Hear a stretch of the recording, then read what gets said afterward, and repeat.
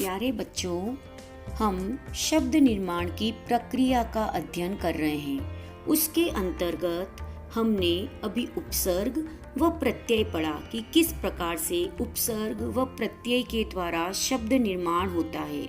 हमने पढ़ा उपसर्ग वे शब्दांश होते हैं जो किसी शब्द के आगे जुड़कर उसके अर्थ में या तो विशिष्टता लाते हैं या एक नवीन अर्थ देते हैं। प्रत्यय वे शब्दांश हैं जो किसी शब्द के पीछे लगकर उसके अर्थ में विशिष्टता देते हैं। अब हम शब्द निर्माण की अगली प्रक्रिया समास के बारे में पढ़ेंगे। समास का सामान्य अर्थ है संक्षिप्तीकरण।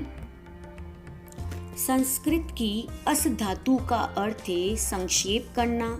इसमें सम उपसर्ग जोड़ने पर समास शब्द बनता है। अब हम पढ़ेंगे समास किसे कहते हैं। समास का अर्थ जैसा मैंने बताया संक्षिप्तीकरण। परिभाषा दो या दो से अधिक शब्दों से मिलकर बने हुए एक नवीन एवं सार्थक अर्थात नए व अर्थपूर्ण शब्द को समास कहते हैं।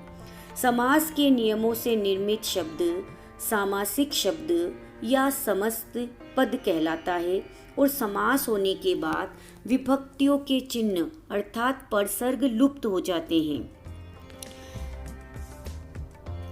पूर्व पद और उत्तर पद। समास में दो पद या शब्द होते हैं। पहले पद को पूर्व पद और दूसरे पद को उत्तर पद कहा जाता है।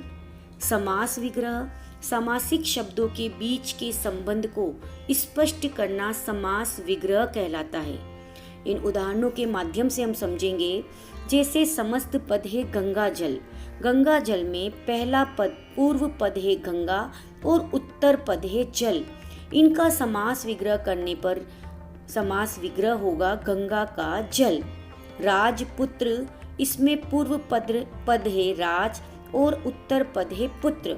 समास विग्रह करने पर ये बनेगा राजा का पुत्र। तो इस प्रकार समास की ये विशेषताएं होती है कि समास दो या दो से अधिक शब्दों में होता है। दो या दो से अधिक शब्द मिलकर एक रूप धारण कर लेते हैं। तीसरा, दो पदों के बीच का विभक्ति चिन्ह या अव्यय का लोप हो जाता है, वो लुप्त हो जाता है। चौथा, समास करने पर कभी पहला पद प्रधान होता है, कभी दूसरा पद प्रधान होता है या कभी दोनों ही पद प्रधान होते हैं। फिफ्थ, समास में पहले पद को पूर्व पद तथा दूसरे पद को उत्तर पद कहा जाता है। समास किए गए पद को समस्त पद या सामासिक पद कहते हैं तथा समास किए गए समस्त पद को अलग अलग करने की प्रक्रिया समास विग्रह कहलाती है। समास 6 प्रकार के होते हैं। पहला, अव्ययी भाव समास। दूसरा, कर्मधारय समास। तीसरा, तत्पुरुष समास। चौथा, द्वंद्व समास। पांचवा, द्विगु समास और छठा है बहुव्रीहि समास। एक सूत्र के माध्यम से हम इसे याद करेंगे। 6 तरह के समास होते हैं। पहला, अव्ययी भाव समास। दूसरा, के अर्थात कर्मधारय समास। टी अर्थात तत्पुरुष समास। डी से 2 समास के नाम है, द्विगु समास और द्वंद्व समास और है बहुव्रीहि समास। ये सब मिलकर समास के भेद बनते हैं। पहला है अव्ययी भाव समास। जैसा नाम से ही स्पष्ट है, व्यय शब्द में अ उपसर्ग लगकर अव्यय लगकर अव्यय बना है और ई प्रत्यय लगकर अव्ययी भाव समास बना है। इसी प्रकार अव्ययी भाव समास में दोनों पद मिलकर एक अव्यय का निर्माण करते हैं। इस समास में पहला या पूर्व पद अव्यय होता है और उसका अर्थ प्रधान होता है। जैसा हमने पढ़ा, कभी पूर्व पद प्रधान होगा, कभी उत्तर पद प्रधान होगा। अव्ययी भाव समास में पहला पद प्रधान है।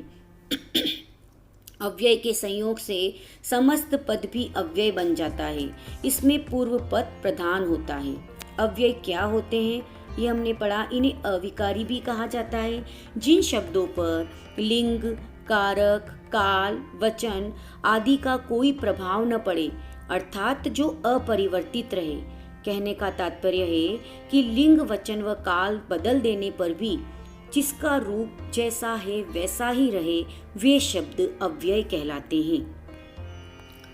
विभिन्न उदाहरण के माध्यम से हम इसे समझेंगे।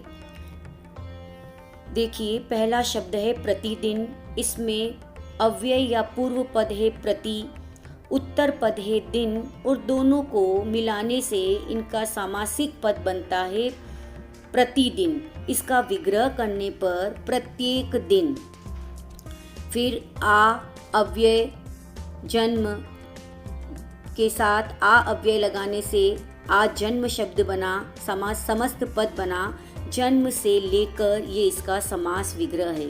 यथा संभव, यथा पूर्व पद है और संभव उत्तर पद है। दोनों के मेल से जो शब्द बना वह है यथा संभव तथा इसका समास विग्रह होगा जैसा संभव हो। अनुरूप, अनु अव्यय है, पूर्व पद है और रूप उत्तर पद है।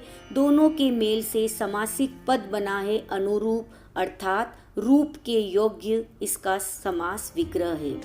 भर पेट, भर पूर्व पद, पेट उत्तर पद, भर पेट समस्त पद व पेट भर के इसका समास विग्रह होगा। फिर है हाथों हाथ, हाथ पूर्व पद, हाथ ही उत्तर पद और समस्त पद बना है हाथों हाथ, अर्थात हाथ ही हाथ में। देखिए, आप ध्यान देने योग्य बात है कि कई बार एक शब्द की दो बार की आवृत्ति से भी अव्यय बनते हैं तथा इन्हें भी अव्ययी भाव समास के अंतर्गत गिना जाता है। जैसे रातों रात, दिनों दिन, दिन ही दिन में, बीचों बीच, बीच ही बीच में, हाथों हाथ, हाथ से हाथ में, गली गली, प्रत्येक गली। इस प्रकार से शब्द की पुनरावृत्ति होने पर भी अव्ययी भाव समास होता है। धन्यवाद। आज हमने अव्ययी भाव समास पढ़ा। इसके नियम आप ध्यानपूर्वक पढ़ेंगे और इसे समझेंगे।